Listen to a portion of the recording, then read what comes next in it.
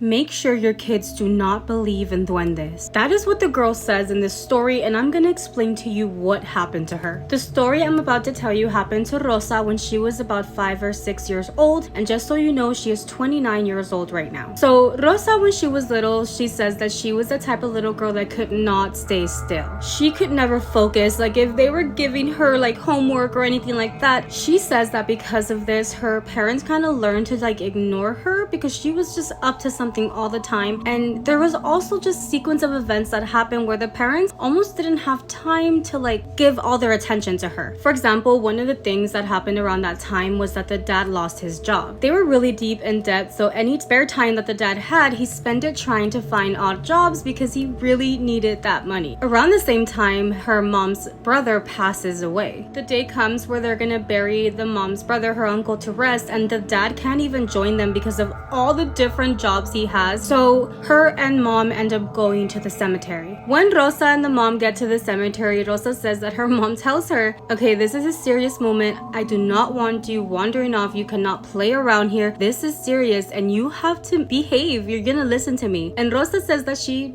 agreed with mom, but obviously that is not what Rosa did because again, she's a kid. She couldn't focus and this is a new place for her. Like she had never been to a cemetery before. Rosa says that she remembers when her mom was like, you're not gonna sing, you're not gonna dance, you're gonna be by my side the entire time. I'm gonna hold your hand and you're not gonna go anywhere. And you know, she nodded in agreement.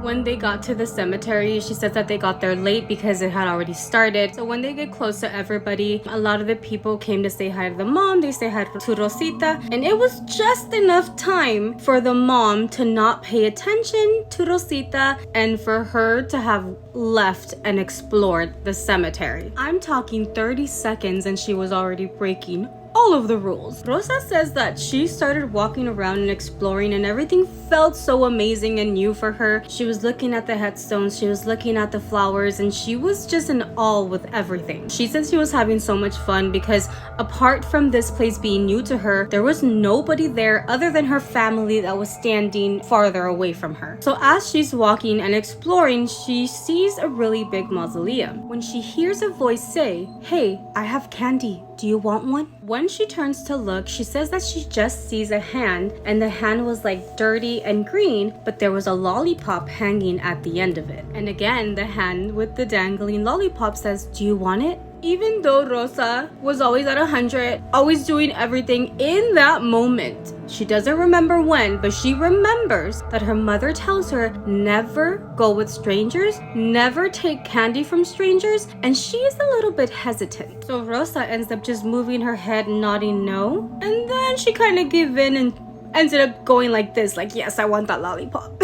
I mean, at the end of the day, she is a little girl, and who is gonna resist candy? After nodding yes, she said that the lollipop started getting closer and closer to her, but it was in that moment where a head popped out of that mausoleum, and her immediate reaction was, "Un duende." She says that she still remembers how the face was dirty and green, and she could tell that the ears were very pointy at the end. And that's when he says, "Ven, niña, aquí tengo más niños y más dulces. Come, little girl, I have more kids here and more candies. Ven, ¿quieres la paleta? Come, do you want the lollipop?" And that's when she started nodding no again. And the duende was like, "Ven, mira, te la voy a dejar aquí pa' que la agarres. Come, I'm gonna leave the lollipop right here, right where you can reach it." Rosa says that she reached for that lollipop, which was a big mistake because obviously the duende was up to no good. The second that she reached for the lollipop, that duende reached for her arm. Obviously, Rosa was not strong enough to pull away from the duende, and she says that the duende picks her up and gets some powder in his hand and throws it at her face. She says that the second that powder hits her face, everything got cloudy. She was no longer like awake. She was going into a weird trance. She says that she could still feel how the duende put her up against his shoulder and started taking her, but that was also the moment where she heard screams all around her, and in a split second she ends up waking up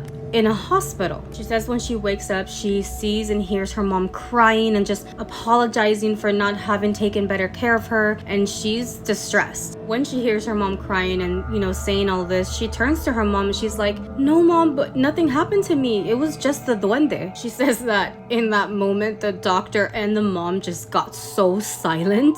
Now that she's an adult, she says that she thinks that things could have gotten a lot worse if they hadn't found her at that very moment. Also, just a side note, I've heard that duendes come for your kids when they feel like you're not treating them right or taking care of them. Do you guys think that this is like what could have happened to her? I don't know, but I'm a little scared, I'm gonna watch cartoons tonight to go to sleep. But what do you guys think?